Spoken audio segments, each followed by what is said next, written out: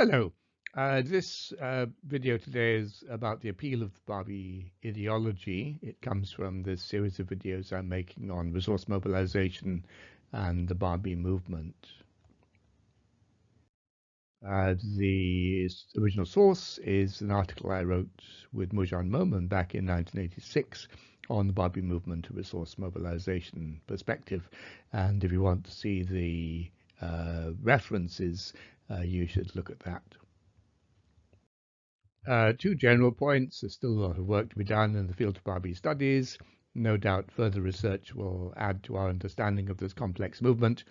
And secondly, that this paper is basically sociological in intent to see whether a particular theory within the sociology of social movements is relevant to our understanding of the Babi movement. So, the appeal of Babism. The adaptability and ambiguity of Babi ideology augmented its appeal. To Shaykhis and others in the tradition of descent, Babism reinterpreted the concerns of esoteric Shi'ism with its ideas of true knowledge, perfect men, and prophetic evolution. To all Shi'is, it reasserted the traditions of Messianic expectation, Pietistic devotionalism, and charismatic leadership. Its adherents came to witness to its truth with the blood of martyrdom, consciously reenacting the traditions of Karbala. In an age which readily accepted the miraculous, those who sought miracles from its grace found what they sought. There is a clear continuity between many of the central teachings of Shaykhism and those of Babism, especially during the period of its early development. Ali Muhammad Shirazi may not have been a distinguished cleric. Nonetheless, he forcefully reasserted the Shaykhi concern with charismatic leadership. Like the Shaykhi masters, he laid claim to supernaturally derived authority, differing from them only in the unambiguous uniqueness and openness of his claim. Like them, he offered voracious knowledge from the Imams of guidance and the unveiling of the inner meaning of scriptural truth. Again, like them, but more explicitly, he challenged the newly established scholastic orthodoxy of the Usuli school.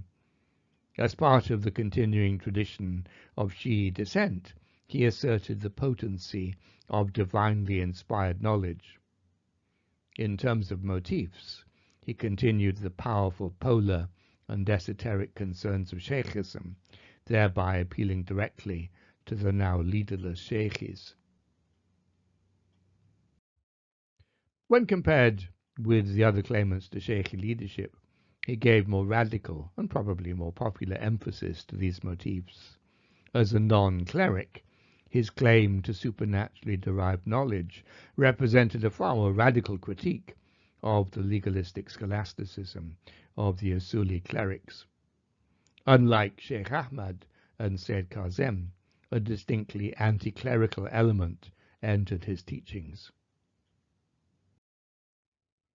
Unlike the Shaykhi leader Karim Khan Karamani, he asserted that access to religious truth did not require an elaborate array of acquired knowledge.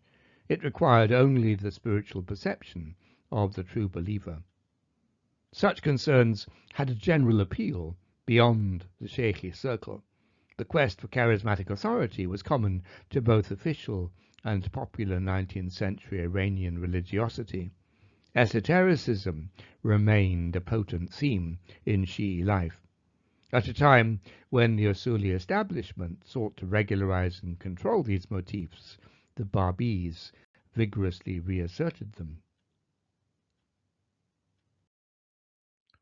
Similarly, Babism gave powerful expression to Shi'i millenarianism, giving it a further linkage to the popular religiosity of the day. Although Mahdist anticipation remained normative in official Shi'ism, it presented a potentially unstable enthusiasm which the ulama preferred to control.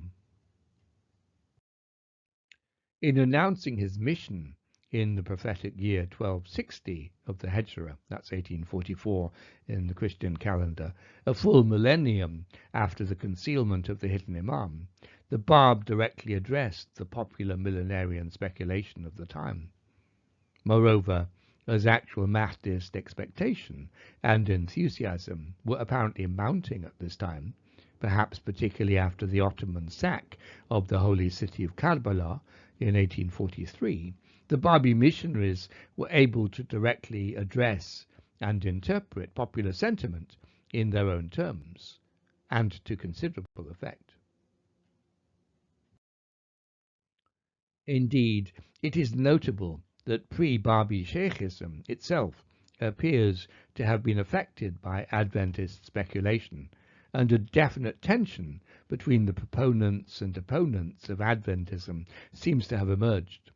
Whether or not the Babis were correct in later attributing Adventist themes to the oral teachings of the Shaykhi masters, it is clear that a number of Shaykhis had become Adventists prior to 1844, and that these individuals were among those who became Babis. Correspondingly, those Shaykhis who had been opposed to Adventist expectation were amongst the Bab's chief opponents. One further motif in early Babi teachings, which may be assumed to have contributed to the movement's initial appeal, was that of pietistic legalism. Despite the novelty of his claims and his ultimate abrogation of Islamic law, the Bab at first advocated a strict observance of that same law. His followers were initially distinguished more by their fervent devotionalism than by any obvious deviation from the accepted codes of Islamic practice. Only with the radicalization of the movement did this situation change, and the Babi's heterodoxy become fully revealed.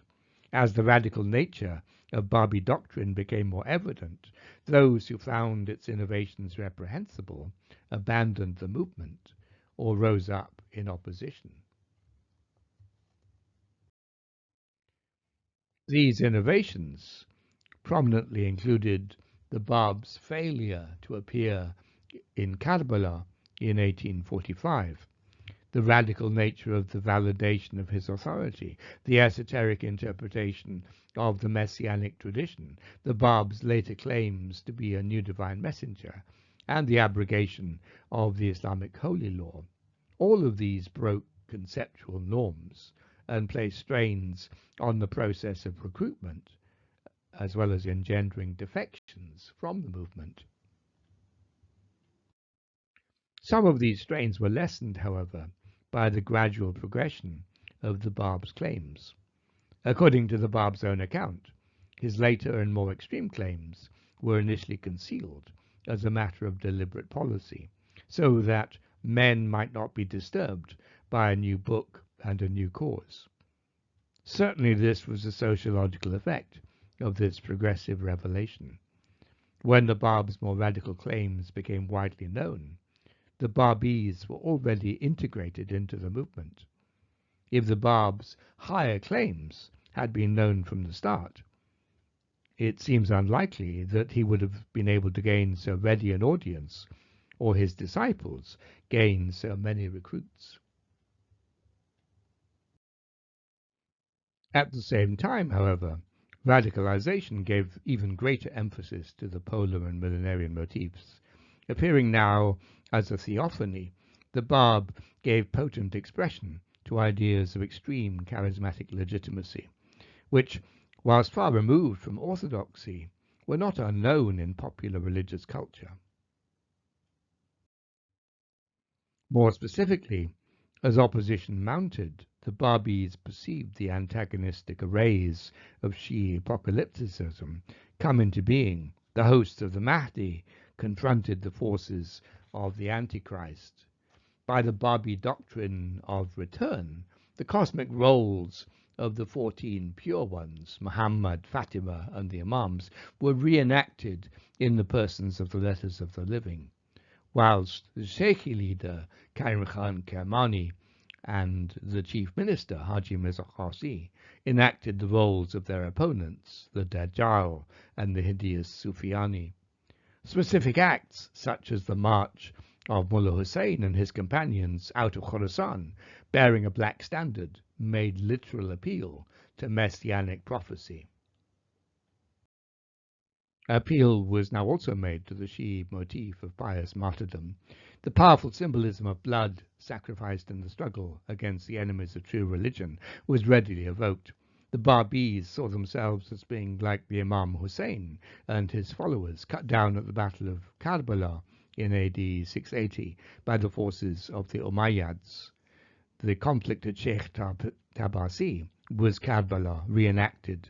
The Qajars had become latter-day Umayyads, seeking to extinguish God's religion. This symbolism one sympathizes even amongst the armies of the latter-day Umayyads. Many thanks for listening. Many thanks in particular to my patrons for their kind support and encouragement. If you want to support my channel, you're very welcome to do so. Please do like, comment, and share. Subscribe if you want to be notified of future videos. I greatly value your support, practical support, if you want to look at the Patreon and PayPal links below. Next week, we'll talk about political interaction and survival. Have a good day.